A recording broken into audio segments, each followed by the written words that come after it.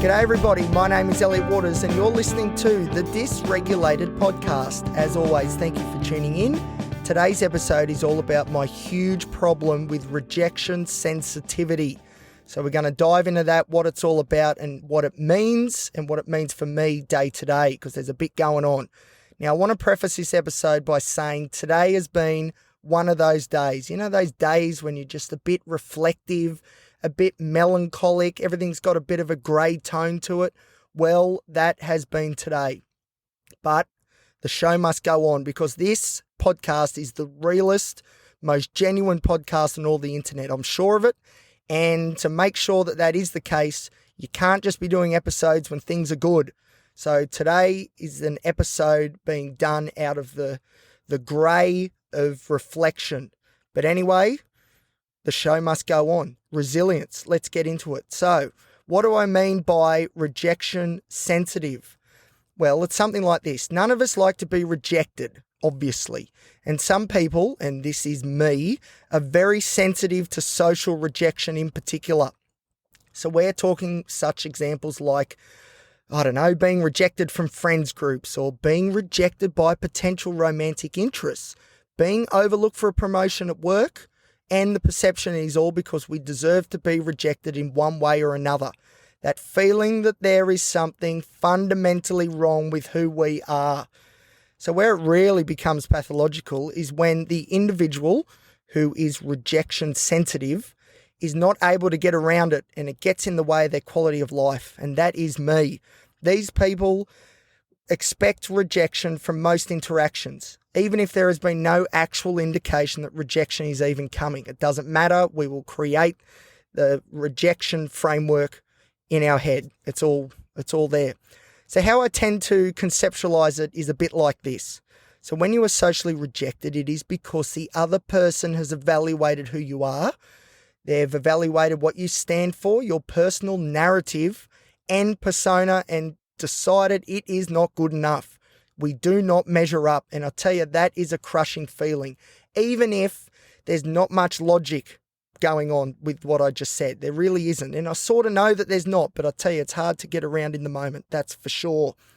So a high level of rejection sensitivity ties in nicely with another psychological concept, and this is hypervigilance. I and others like me are constantly on the lookout. This is very social anxiety sort of stuff.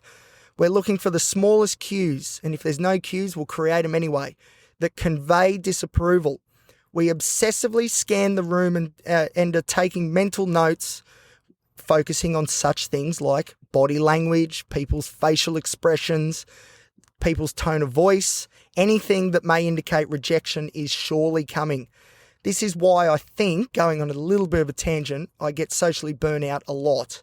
Often I'll make plans to see people and cancel because I just do not have the capacity for any more socializing, any more hypervigilance. My batteries have run out.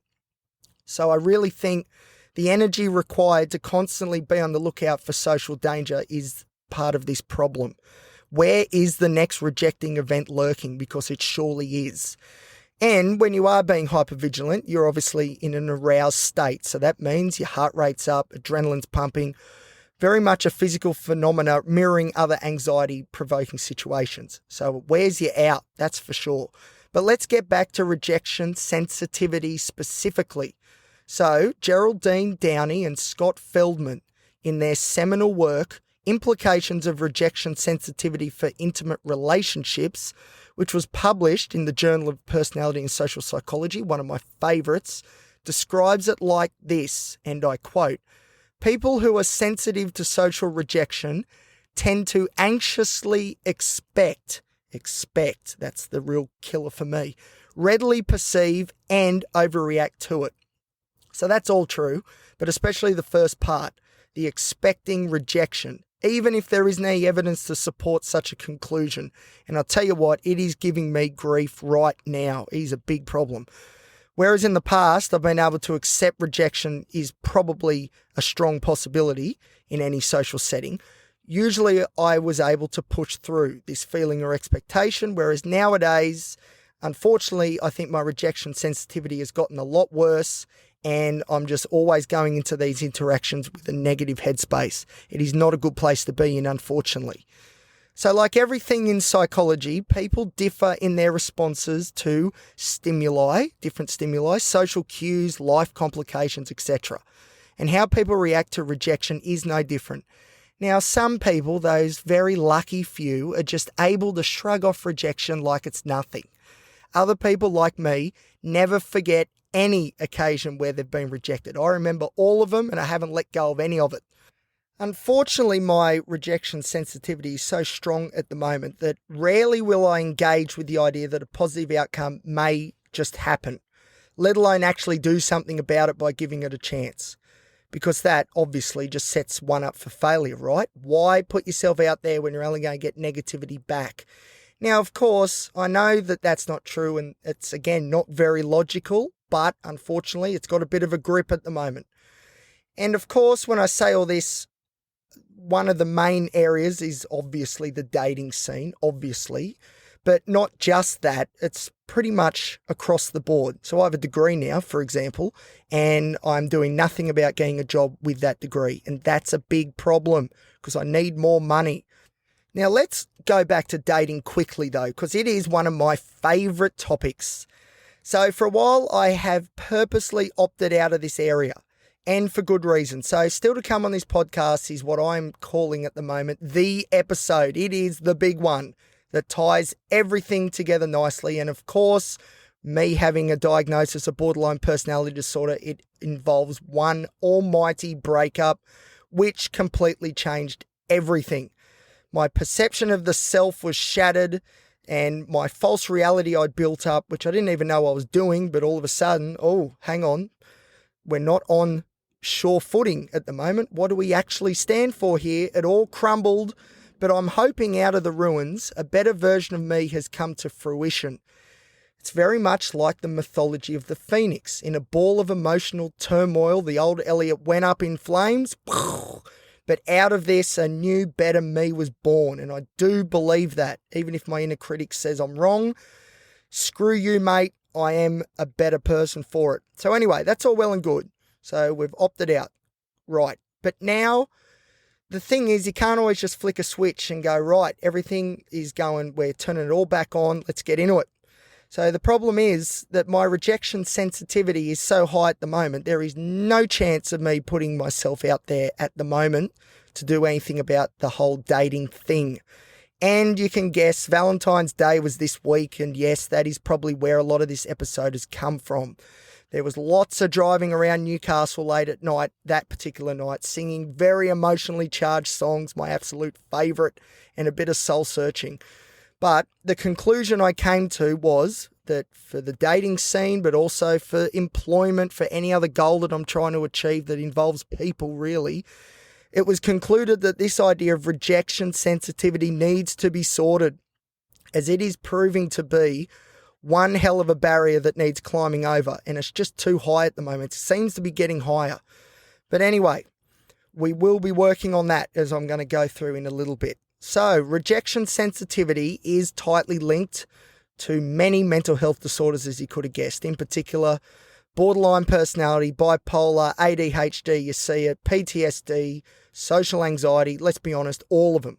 Anything that's got emotional dysregulation in it, you tend to find at least an element of rejection sensitivity as well. So, where does it come from? Well, with so many psychological afflictions, a lot can be explained by an insecure attachment style developed from an early age. That is, a child who was unsure of whether their primary caregiver or caregivers could adequately meet the needs that they had. Now, these needs can include such things like comfort, empathy, validation of one's feelings and emotions, etc. Now, parents or caregivers who tended to a child's needs sensitively and consistently, that's the big one I think, consistently, mostly results in an adult who is not rejection sensitive.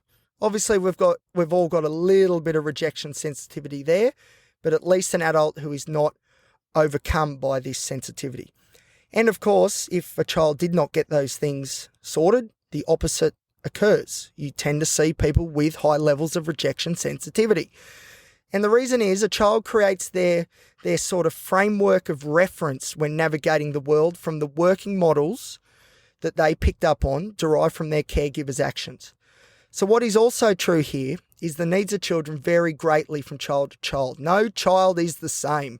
Some children may be so needing of, say, emotional validation that the parent, without knowing this, of course, young children aren't the greatest communicators, is unable to meet this standard.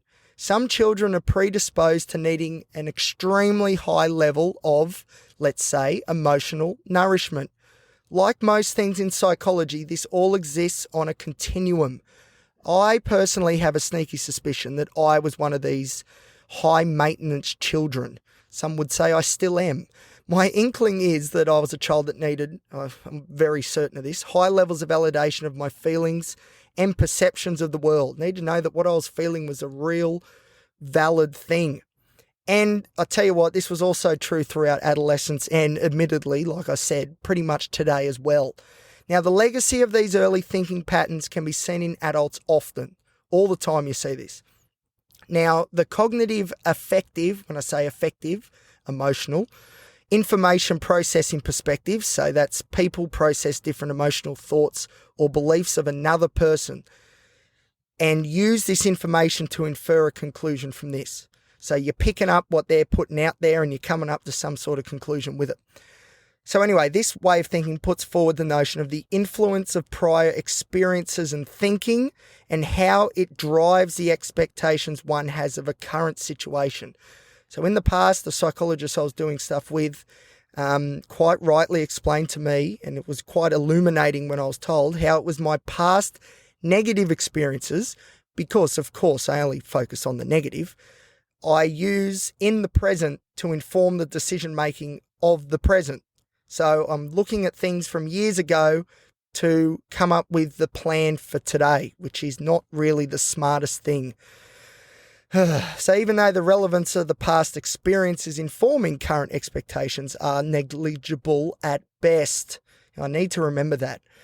Further, let's keep pressing on. The psychological legacy of past experiences also transforms and dictates interpretive biases, that is, focusing on potential negative cues, which can lead one to assume a negative outcome, as opposed to looking for the positive cues instead.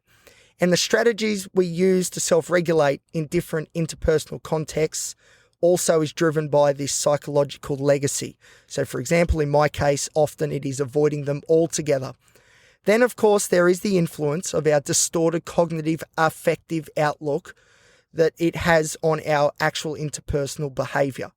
So not only are we thinking these things, we're acting them out as well. We're acting out this scenario which is built on falsehoods. So let's go back to the literature again from Downey and Feldman's research.